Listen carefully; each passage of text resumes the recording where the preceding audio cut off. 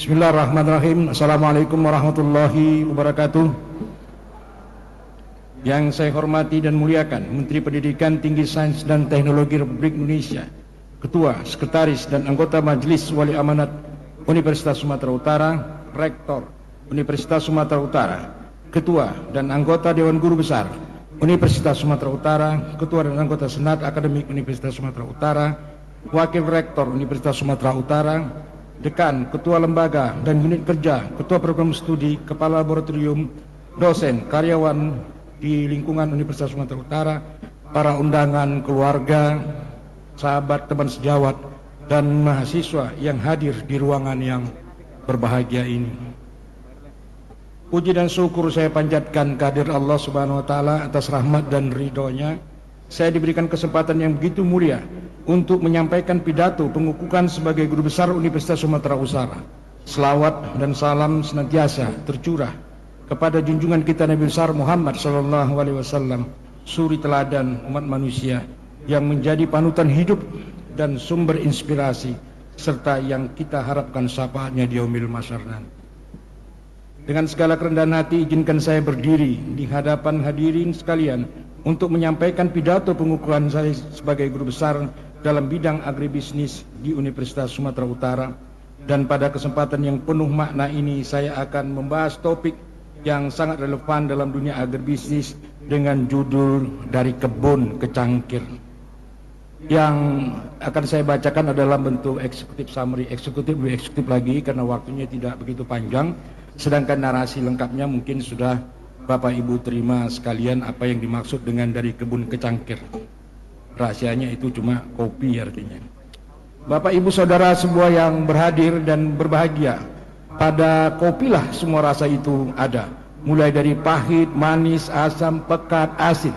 Di mana semua rasa itu dibutuhkan oleh tiap-tiap organ tubuh kita. Sebab itu saat ini kopilah bagi saya minuman yang paling sehat. Selama 20 tahun saya riset kopi, mulai dari hulu hingga ke hilir, mulai dari kebun hingga ke cangkir. Simpulan saya sederhana saja, kita kaya lahan, tapi penjual ceri tidak lebih kaya dari penjual rose bean.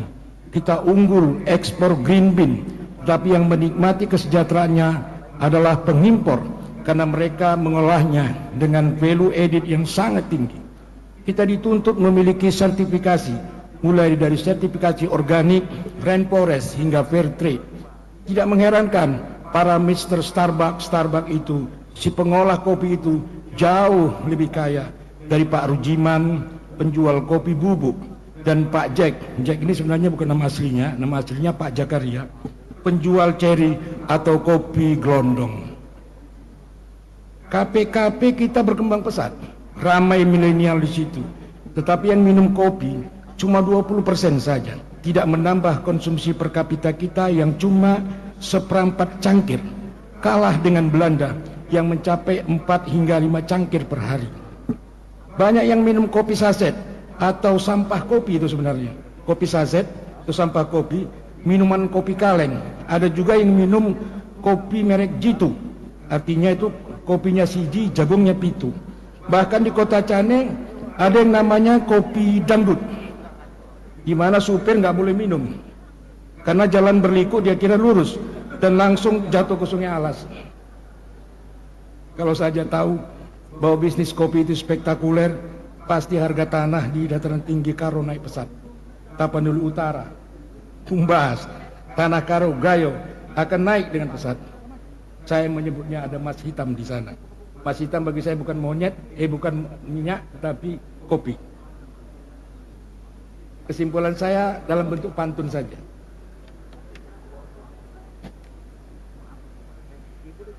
Dari kebun hingga ke cangkir, di kebun kopi ada serangga. Banyak pekebun kopi sedang berpikir mensejahterakan keluarga untuk bahagia. Ada rasa cinta di cangkir kopi, hati gembira, harapan terpenuhi. Ayo bersama kita benahi diri agar menjadi orang yang berbudi. Sekarang saya sampaikan ucapan terima kasih kepada seluruh turunan saya. Segala puji dan puji kami panjatkan kehadirat Allah Subhanahu wa Ta'ala atas kekuasaan pengasih dan penyayangnya pada saya sehingga guru besar ini diamanatkan kepada kami. Terima kasih saya sampaikan pada Universitas Sumatera Utara, khususnya Bapak Rektor Dr. Murianto Amin SOSMC yang telah memberikan motivasi serta fasilitas yang baik bagi kelancaran proses pencapaian guru besar saya. Terima kasih saya sampaikan pada Bapak Wakil-Wakil Rektor Profesor Dr. Edi Ihsan SHMH, Bapak Dr. Muhammad Arifin Nasution SOSMC, Ibu Profesor Dr. Popi Angelisa Jaitun Nasibuan SSI MSI APT, Bapak Profesor Dr. Andes Opim Salim Stompul MSc, dan Bapak Dr. Insinyur Lohut Sihombing.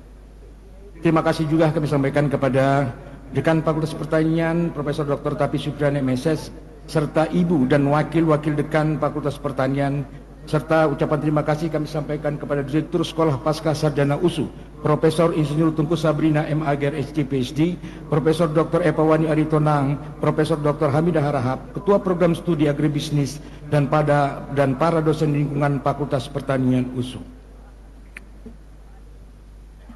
Kami kirimkan doa kepada kedua almarhum orang tua saya, Adenan Jan Lubis dan Hajah Nur Latifa. Semoga kiranya seluruh dosa-dosa ayah dan emak kami diampunkan Allah dan amal ibadahnya diterima di sisi Allah Subhanahu wa taala. Terima kasih juga saya khususkan kepada abanganda saya Jaya Kirana Lubis beserta istri yang telah mensupport saya mulai dari S1 hingga sampai di S3. Dan terima kasih juga kebetulan hadir kakak saya yaitu Habibi Lubis. Walau ayah saya tidak melihat dan menyaksikan kesejarahan saya waktu itu karena telah meninggal tahun 1989, namun emak saya mendorong agar terus sekolah dan akhirnya emak saya menyaksikan anaknya di wisuda pada tahun 2002 menjadi seorang doktor di IPB. Dan setelah itu emak saya wafat 2 tahun setelahnya dengan penuh rasa bahagia di masa hidupnya. Saya ingat sekali bahwa emak saya lebih menentukan saya menjadi dosen saja berbanding menjadi kerja di perkebunan yang waktu itu telah menerima saya di Langgar Payung. Inilah yang terus menyadarkan saya bahwa kedua orang tua saya telah mendoakan saya sedari kecil menjadi seorang pengajar di kemudian hari agar kami mendapat kebahagiaan di dunia maupun di akhirat kelak. Ketika mendapatkan pengumuman kelulusan saya sebagai guru besar, saya dan istri saya berpelukan dan menangis. Silakan berdiri istri saya.